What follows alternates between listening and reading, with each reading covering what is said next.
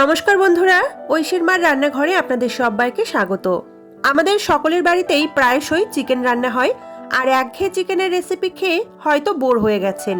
এইভাবে একবার চিকেনের রেসিপিটি বাড়িতে বানালে মুখের স্বাদ একটু হলেও বদলাবে। আশা করছি এই রেসিপিটি আপনাদের ভীষণ ভালো লাগবে। তাহলে চলুন রেসিপিটি কিভাবে বানাই সম্পূর্ণটা দেখে নিন। প্রথমে আমাদের এখানে লাগছে চিকেন, যেটা প্রধান উপকরণ। আমি এখানে 1 কেজি পরিমাণ চিকেন নিয়েছি, আপনারা আপনাদের প্রয়োজন মতো নেবেন।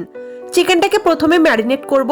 তার জন্য এখানে প্রথমে 150 গ্রাম জল ঝরানো টক দই এখানে ভালো করে ফেটিয়ে নিয়ে নিলাম। এরপর নিয়েছি 2 টেবিল স্পুন আদা রসুন বাটা। আদা রসুনটা সমান সমান নিয়েছিলাম। সাথে স্বাদ মতো কাঁচা লঙ্কা বাটা। এরপর দেব 1 স্পুন জিরের গুঁড়ো, দেব 1 স্পুন ধনের গুঁড়ো।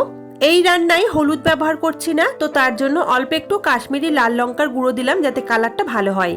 সাথে স্বাদ মতো লবণ দিয়ে দিলাম। এরপর হাত দিয়ে সমস্ত উপকরণ ভালো করে মেখে নিতে হবে।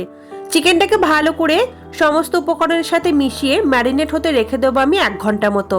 হাতে যদি সময় বেশি থাকে তাহলে 2 থেকে 3 ঘন্টাও রাখতে পারেন।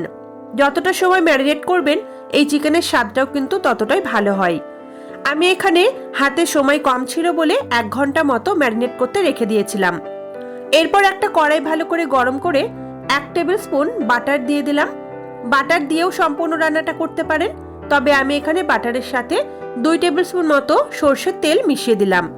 এবার বাটারটা সম্পূর্ণ গলে যাওয়া পর্যন্ত অপেক্ষা করব, এতে করে সরষের তেলটাও ভালো মতো গরম হয়ে যাবে।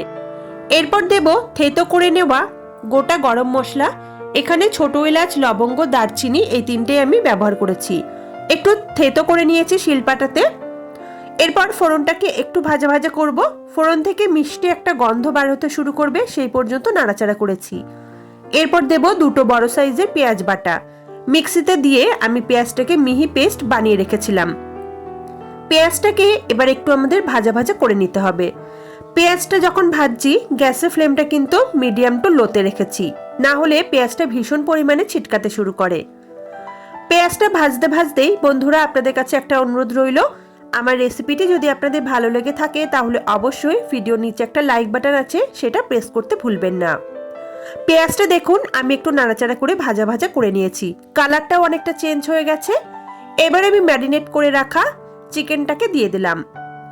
চিকেনটা দেওয়ার পর এবার আমি চিকেনটাকে ভালো করে কষাবো। আর চিকেনটা কষানোটাই কিন্তু আসল, মানে যতক্ষণ ধরে আপনারা সময় নিয়ে চিকেনটাকে ভালোভাবে কষাবেন এই রান্নার স্বাদটাও কিন্তু ততটাই ভালো হবে। এই রান্নায় হলুদ আমি ব্যবহার করছি না, আপনারা চাইলে রান্নার মধ্যে হলুদ কিন্তু দিতেই পারেন, তবে হলুদ ছাড়াই এই রান্নাটার টেস্ট কিন্তু বেশি ভালো হয়। হালকা হাতে নাড়াচাড়া করতে করতে চিকেনটাকে আমাদের কষিয়ে নিতে হবে। আর চিকেনটা যখন কষাবো তখন আমি ঢাকা দিয়ে দিয়ে কষাবো। প্রায় 15 থেকে 20 মিনিট মতো সময় নিয়ে কিন্তু চিকেনটাকে ভালো করে কষিয়ে নেব। বন্ধুরা এই চিকেনের রেসিপিটা কিন্তু আপনারা ভাতের সাথে পরিবেশন করতে পারেন, তবে ভাতের থেকেও বেশি ভালো লাগবে রুটি, পরোটা বা নানপুরি, বাটার নান, তান্দুরি রুটি এই সকল কিছুর সাথে কিন্তু বেশি খেতে ভালো লাগবে। তো অবশ্যই আপনারা এগুলোর সাথে পরিবেশন করতে পারেন। দেখুন মাঝে মাঝে ঢাকনাটা খুলে আমি কিন্তু চিকেনটাকে নাড়াচাড়া করে দিচ্ছি আর ভালোভাবে চিকেনটাকে কষিয়ে নিচ্ছি। চিকেন থেকেই কিন্তু অনেকটা পরিমাণে জল বার হবে, তাই চিকেনটা কষানোর সময় কিন্তু আলাদা করে কোনো রকম জল দেওয়ার দরকার নেই। টক দই ব্যবহার করেছি, আর এক্সট্রা করে চিকেন থেকেও যে জলটা বার হবে তাতেই খুব সুন্দরভাবে কিন্তু চিকেনটা কষানো হয়ে যায়। প্রায় 15 থেকে 20 মিনিট মতো কষিয়েছি, আর কালারটাও দেখুন এখন অনেকটা পরিমাণে কিন্তু চেঞ্জ হয়ে গেছে। হাড় থেকে মাংসটাও ছাড়তে শুরু করেছে, তার মানে চিকেনটা কিন্তু কষাতে কষাতে বেশ খানিকটা সিদ্ধ হয়ে গেছে। এবার আমি এই সময় দিয়ে দিচ্ছি 1 গ্লাস মতো গরম জল। জল খুব একটা দেব না, কারণ গ্রেভি খুব একটা রাখবো না। আর যেটুকু মাংসটা সিদ্ধ হতে বাকি রয়েছে সেটুকু কিন্তু এখানে সিদ্ধ হয়ে যাবে। এইটুকু জল যদি ব্যবহার না করতে চান তাহলে নাও করতে পারেন, সেক্ষেত্রে আরও একটু ঢাকা দিয়ে দিয়ে মশলাটাকে কষিয়ে নেবেন। তো আমি একটুখানি গ্রেভিটাকে ফুটতে সময় দিচ্ছি, অবশ্যই ঢাকা দিয়ে দেব। আর একটুখানি 10 মিনিট মতো আমি ফুটিয়ে নিয়েছি মিডিয়াম ফ্লেমে রেখে। 5 থেকে দেখুন এরকম তেল ছাড়তে শুরু করেছে, তার মানে রান্নাটা কিন্তু আমাদের অলমোস্ট রেডি হয়ে গেছে। তবে এই রান্নায় স্বাদটা আরও একটু বাড়িয়ে নেওয়ার জন্য আরও একটা স্টেপ কিন্তু বাকি রয়েছে। চলুন তাহলে সেই স্টেপটা আপনাদের দেখিয়ে দিই। প্রথমে একটা ফ্রাইং প্যান ভালো করে গরম করে 1 টেবিল স্পুন বাটার দিয়ে দিলাম। এখানে বাটারটাকে সম্পূর্ণ গলে যাওয়া পর্যন্ত অপেক্ষা করব।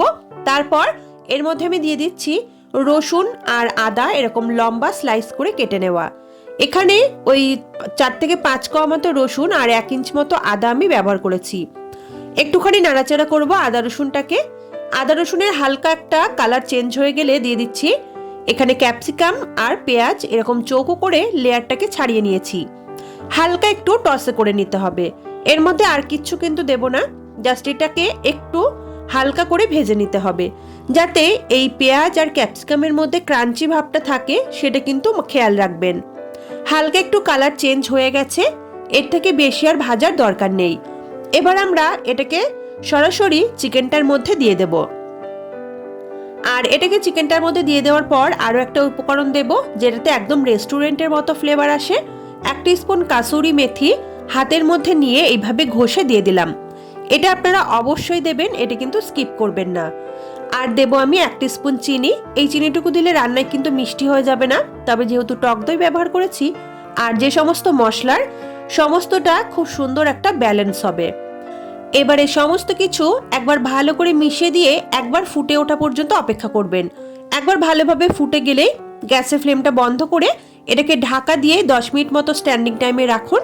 তারপর নামিয়ে নিন গরম গরম। আর পছন্দ মতো রেসিপির সাথে খেয়ে বলুন রেসিপিটি আপনাদের কেমন লাগলো। আজকের রেসিপিটি যদি আপনাদের একটু ভালো লাগে তাহলে অবশ্যই ভিডিওতে একটা লাইক করে আমার চ্যানেলটিকে সাবস্ক্রাইব করে নেওয়ার অনুরোধ রইল। দেখা হচ্ছে আপনাদের সঙ্গে আবার পরের দিন নতুন কোনো রেসিপি নিয়ে।